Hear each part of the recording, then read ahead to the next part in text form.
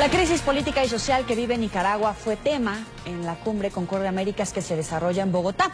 Expresidentes de América Latina manifestaron su preocupación por esta situación y precisamente en la sede del evento vamos a hacer contacto con Idania Chirinos, directora de contenidos de Netre 24. Idania, un gusto saludarte. Gracias, Joely. Buena tarde también para ti. Seguimos en el foro de Concordia América 2018 y estamos en este momento con el expresidente de Bolivia, Tuto Quiroga. Y me pareció importante poder conversar en relación a lo que ha pasado en Nicaragua porque pareciera que la situación tiende a complicarse.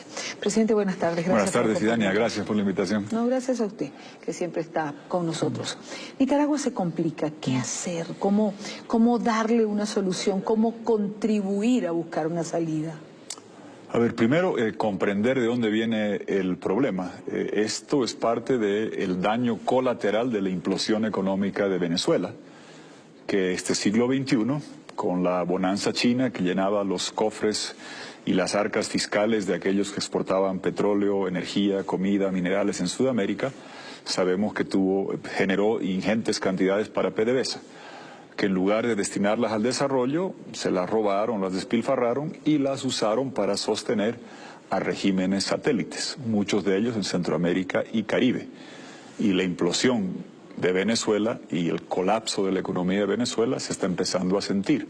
En Haití se acabó la vaca petrolera venezolana, tuvieron que subir el combustible, anarquía, protestas, violencia. En Nicaragua se acabó la vaca petrolera que le permitió a la pareja perversa Ortega Murillo comprar canales, hacer negocios, satisfacer sus intereses. Cuando se acabó eso, le cayeron al fondo de pensiones, se llevaron ese dinero y cuando estaba por reventar, hicieron la propuesta de decir, trabajador, te voy a cobrar más, voy a subir tu cotización, trabajador y empresario, jubilado, te voy a recortar tu pago, y pasó eso, lo que hemos visto estos 3 meses. Ese es el origen. Entonces, esto no va a parar porque es un problema estructural económico. ¿Qué es lo que se requiere de parte del mundo internacional? Claramente, un par de cosas determinantes. Es triste que no hubiésemos podido aplicar hasta ahora la Carta Democrática en Venezuela. Parte de la razón por la cual Venezuela hacía esa guerra con sus satélites es porque si se la aplicas a Venezuela, y hoy día tendría que estar aplicada en Nicaragua. Y es dramáticamente diferente el efecto en Nicaragua que en Venezuela. Porque Venezuela, por el petróleo, sostenía a otros países y nunca recurría a los organismos. Nicaragua depende del Banco Mundial, del BID, del Fondo Monetario, de organismos regionales. Aplicar la Carta Democrática a la OEA es fundamental. El NICA Act para las sanciones a esta pareja perversa que ha robado enormes cantidades de dinero es imprescindible. Y mientras tanto, seguir alentando a esa Iglesia Católica que está cumpliendo un papel ejemplar. Me atrevo a predecir que don Silvio Báez va a ser el personaje del año en América Latina. No solamente saca comunicados, no solamente da sermones, se para por delante, protege a esos jóvenes tan valientes. Y estoy seguro que el pueblo nicaragüense va a seguir en rebeldía hasta recuperar democracia y libertad. La comunidad internacional tiene que actuar con mayor celeridad. Se tarda mucho en dar respuesta y eso cuesta vidas, como estamos viendo en Nicaragua. Bueno, hablamos de una cifra ya de más de 300 muertos, creo que la han actualizado a 350 en el día de hoy. Además, es una cifra oficial, digamos, la registrada. El subregistro no sabemos. Hay algunos desaparecidos no contados. ¿A dónde llega? Sí, hay desaparecidos, más de 1.500 heridos. En cuanto a Monseñor Silvio Báez, en este momento la propia Iglesia lo está protegiendo. En este momento no es de tan fácil ubicación, evidentemente. Me imagino que Ortega tiene el foco en Monseñor Báez. ¿Cree usted que se atrevan? Bueno, ya se atrevieron a agredirlo. ¿Cree usted que se atrevan, presidente, a ir más allá de una simple agresión? Yo no creo, espero que no, ruego a Dios de que no. Claramente ya lo asediaron, lo golpearon, le hicieron un corte en el brazo, pero en ese sentido, qué importante sería, además del NICA Act, además de la aplicación de la Carta Democrática de la OEA, escuchar una posición contundente, pero taxativa, irrebatible y sin lugar a represalia del Papa Francisco, que se pronuncia frecuentemente sobre una diversidad de temas, de muros en Estados Unidos y en Europa, y sobre América Latina, tierra de la cual él viene, que tanta esperanza nos dio a todos, que tendríamos un pastor de los pobres que defendería situaciones como las de Nicaragua, máxime cuando están agrediendo a su nuncio y a Monseñor Báez. Un pronunciamiento que vaya más allá de la mera manifestación de preocupación, sino un repudio y una condena a la agresión de su propia gente. No lo sé, es inexplicable, cuesta comprender, es lamentable, duele, porque fue doloroso ver cómo guardó silencio en el caso de Venezuela y ahora vemos que se va repitiendo esto. Ha dicho algo más de Nicaragua que sobre lo de Venezuela. Pero por amor a Dios, cuando se entran a las iglesias, disparan contra jóvenes, asedian a periodistas, golpean a obispos, agreden al nuncio, tiene que haber una condena explícita y un llamamiento al gobierno de Ortega Murillo, de la pareja perversa, dictatorial, abusiva, criminal, de parar esto. Entrevistaba yo a una hermana que levanta, nicaragüense, muy popular en redes sociales, sí, sí. Y ella decía, es como agredir a un embajador, cualquier país sería como, casi como entrar en guerra con otro país. ¿Cómo no reaccionamos?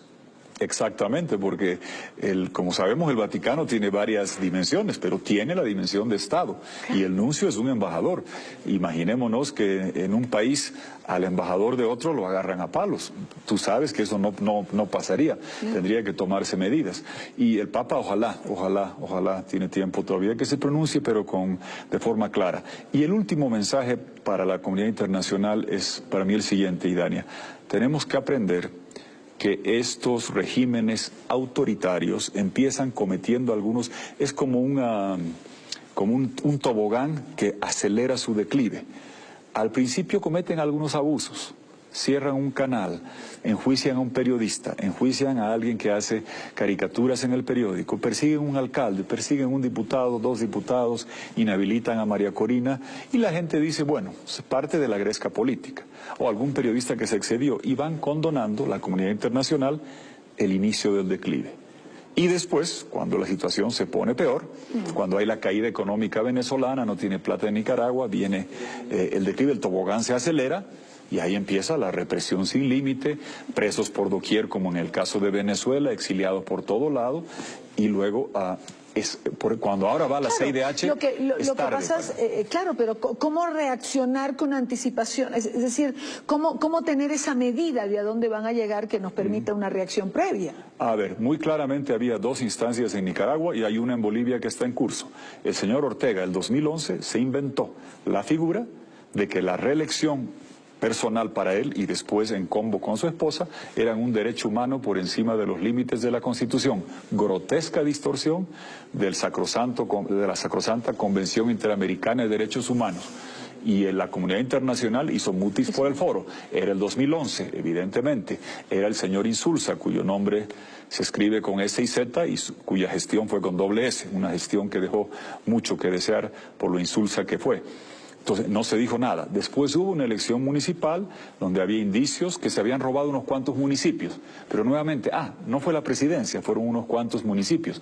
Pero si no se tiene una posición para cuestionar el inicio de estas actitudes abusivas y autoritarias, cuando finalmente el sistema interamericano visita, se pronuncia, Naciones Unidas habla y el tobogán ya está en una pendiente acelerada, es más difícil detener. Fíjate que esta maniobra jurídica de Ortega, el 2011, de pretender que ser tirano es un derecho humano y poder candidatear por encima de los límites, es lo que está haciendo Evo Morales.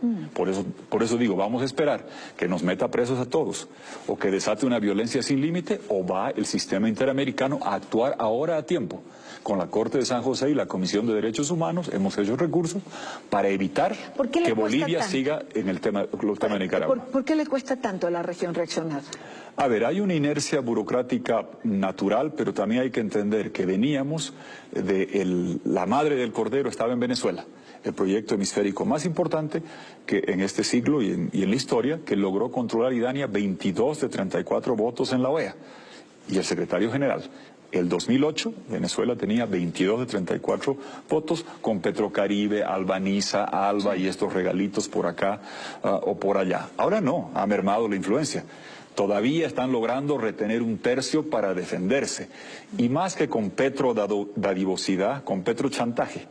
No es tanto lo que te están dejando de dar, que ya no tiene para dar Venezuela, sino el chantaje de decir, ajá, canciller de país tal o cual, a su país hace unos años hicimos unos negocios turbios y lo vamos a denunciar. Entonces, pero ¿usted cree que va a ser más fácil entonces reaccionar en relación a Nicaragua que lo que se tardó en reaccionar por Venezuela porque ya no hay la petrochequera? Yo creo que va a ser más... es más urgente.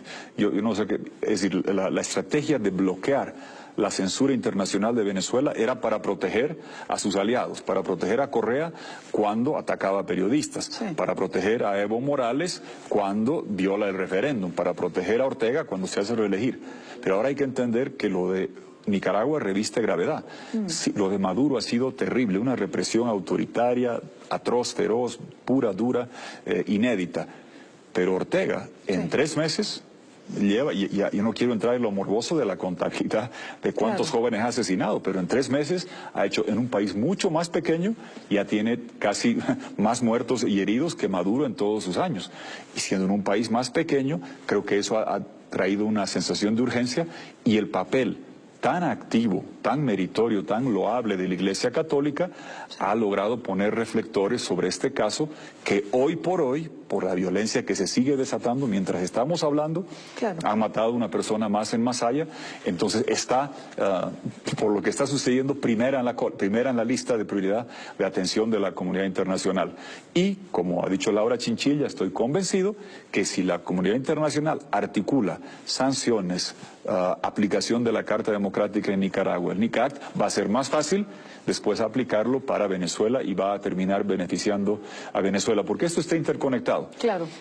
Yo le mandaba a la mamá de Neomar Lander, este chico venezolano de 17 años, que no debe, seguramente fue asesinado sin conocer ni dónde estaba Nicaragua, pero su rostro como símbolo de la lucha, con la máscara antigás, con la máscara, esos ojos de un muchacho que no se rinde, están en las paredes de Nicaragua. La lucha por la libertad es contagiosa y hay Neomar Landers que lamentablemente se están reproduciendo en Nicaragua por estos muchachos valientes que, amparados por su iglesia, están luchando por democracia y libertad. Una última pregunta, le pido ya una respuesta más corta, que ya tengo poco tiempo. Termina Concordia Américas, 2 días, hemos escuchado expositores. Venezuela ha sido el centro de 2 o 3 de las mesas redondas más importantes. ¿Sirve para algo? A ver, yo creo que tiene una utilidad enorme porque no estamos haciendo filosofía. Aquí están Iván Duque, está Marta Lucía Ramírez, está Carlos Holmes Trujillo, varios de los futuros ministros de Colombia. El tema de Venezuela va a tener un punto álgido. La frontera más candente del planeta, me atrevo a decir, va a ser la frontera colombo-venezolana, porque ni una otra frontera hay cantidad de refugiados, falta de comida y medicina que debe entrar para atender a esa gente, y un mecanismo criminal de gigantescas cantidades de coca en Colombia, con gasolina regalada de Venezuela, con tráfico de combustible, con tráfico de minería ilegal. Y si tú tienes todo eso, más la coca a raudales y gasolina gratis, es ahí donde se hace la cocaína, y un Estado fallido, forajido, criminal en Venezuela que puede sacar esa cocaína. Esa va a ser, Colombia va a necesitar un paquete multilateral, global, gigantesco, para atender la dimensión humanitaria y de criminalidad en la frontera con Venezuela. Y evidentemente este foro no fue hecho entre gente que ha estado en gobierno, periodistas. Hay autoridades, hemos tenido varias reuniones y creo que evidentemente hay nubarrones que preocupan sobre una actitud más neutra de México en diciembre o Brasil en enero o cosas que uno lee de España, pero uno se reconforta de ver que hay un gobierno que tiene absolutamente clara la situación de Venezuela, como Iván Duque, Marta Lucía Ramírez, su canciller, y que van a requerir la atención y el apoyo del mundo entero para atender la frontera que va a tener más problemas de criminalidad y de crisis humanitaria en todo el planeta. Presidente, como siempre, un gusto Gracias, tenerlo en el Dania. programa. Muchas gracias. No, Gracias, Dania. Joely, con esto regreso a nuestro Centro Internacional de Noticias. Más adelante estaremos de nuevo compartiendo con ustedes, con otros invitados.